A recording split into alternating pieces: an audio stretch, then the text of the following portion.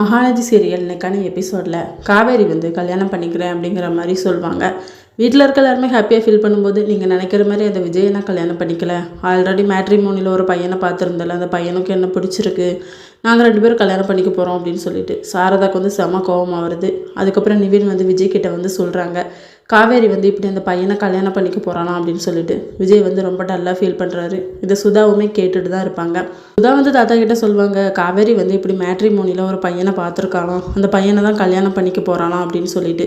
இதை அம்மாவும் கேட்டுருமா. அம்மா வந்து அப்போ காவேரி மிஸ் வந்து எனக்கு அம்மாவை வரமாட்டாங்களா அப்படின்னு சொல்லிட்டு ரொம்ப ஃபீல் பண்ணும் அந்த குழந்தை. காவேரி வந்து அந்த பையனை பார்த்து பேசுவாங்க.